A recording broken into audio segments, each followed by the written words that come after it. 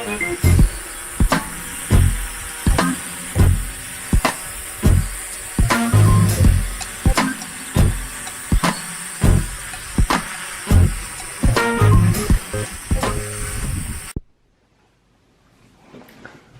welcome back to Koski Drone. So today I wanted to do a quick update. I promised I would keep you updated on this. I want to do them every month or so on how I'm getting on with this, because the proof's in the pudding of how much you fly at this.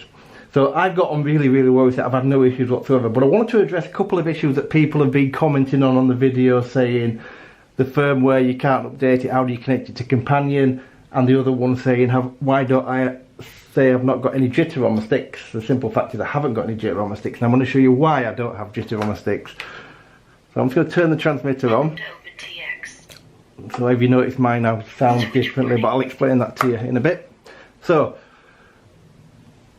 let's just turn our switches off. I've just been flying. So the reason I don't have any jitter in my sticks is the fact that I calibrated my sticks when I got it. You must calibrate sticks. I should have mentioned that on the first video I did, but I didn't. I have to calibrate mine anyway, but I do it as a matter of course regularly anyway. If you go into system, hold the button down, page across until you get to calibration, click that, and that's going to give you this screen. Now I hope you can see that. You can see how when my sticks are moving against the crosshairs. If you've got jitter when you're flying, you will see the jitter here, and I can guarantee if you haven't calibrated the sticks you're probably going to have it, because out of the box this was miles out. You must do the calibration. You must do the calibration on the sliders and everything. You must do them all. So you see mine is smooth. When I first got mine, this one would get to there and then jump straight to the bottom, and similarly this stick would do, when I had it in the centre and I started to go across, it would just now jump right to the end. And if you're flying, you're going to feel that. If you're flying an RC helicopter, you're going to be in trouble if that happens to you. So that's why I have no jitter. I can't comment on everybody's, but I can guarantee that a lot of people are suffering that. If they haven't calibrated the sticks, that's what's going to cause an issue. You must calibrate sticks, that's why the function's there. I calibrated mine because I converted it, but even if you haven't, if you've just bought this Mode 2 and you fly Mode 2, you must calibrate sticks when you first get it, because the chances of them calibrating at the factory is slim to nothing. They'll just bang the pots in and hope for, sorry, not the pots, this has got pots, so they'll just bang the pots in and hope for the best, but I can guarantee they're going to be miles out. But the other thing is, obviously people are saying that you can't update the firmware because there's nothing for it on Companion. You don't need to. I'm going to show you let me just show you how you get into the mode first to update the firmware. So you download the firmware from Jumper's website and you simply put it onto your SD card. I'm going to show you in a minute in a video that I'm going to insert where you get it from, and all you do is get that and put it into the memory card that's inside here. You don't need to connect this to the computer at all. Put the memory card out, put it in your computer. So holding these two buttons, these two trim functions in, and pressing the power switch will take you into the bootloader. And that's where it has write firmware. If you put your new firmware on this card, it will write the firmware to this.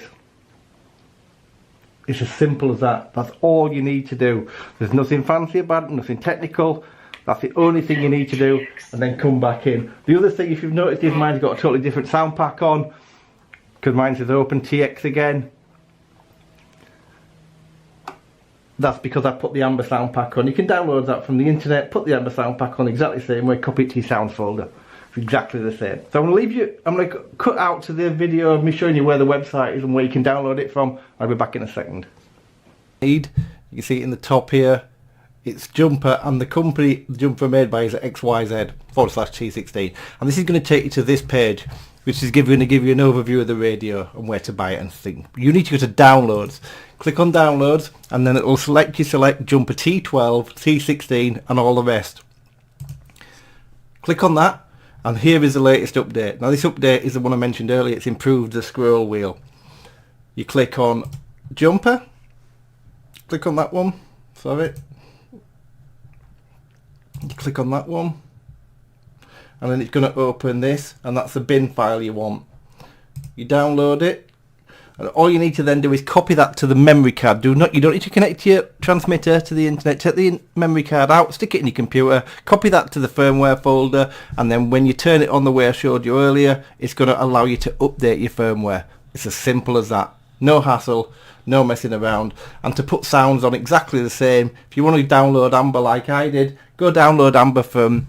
I can't remember where I got it from. If you just put in Amber Sound Pack, it'll find it, and just drop that in the sound folder. It'll ask you if you want to copy over what's in there. Click yes, and you've got Amber on the machine. So, hope this helps. Okay, so you've seen where you get it from, and that's how easy it is to update the firmware on this thing. So I've got 8 models I think on this now, actually 8. I've got some planes. The only thing I haven't put on this is the heli.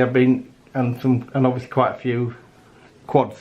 I've had absolutely zero issue with range, zero issue with compatibility, and everything works exactly as it should do. One more thing that I forgot to mention, actually, someone's also mentioned this to me.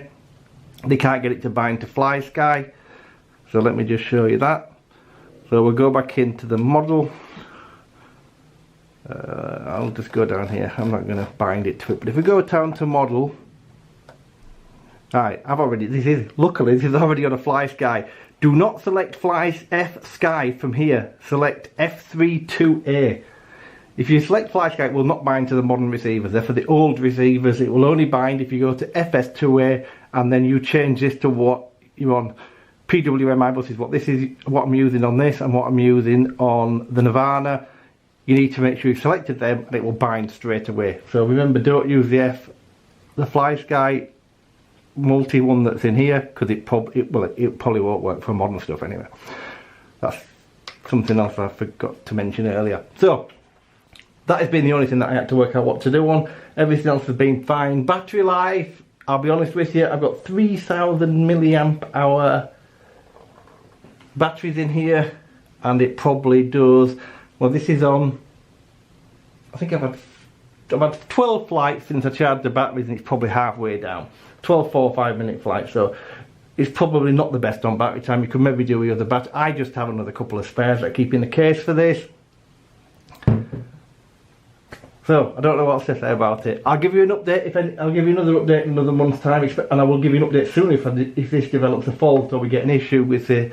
But so far, it's absolutely faultless. The only thing I don't like is the screen.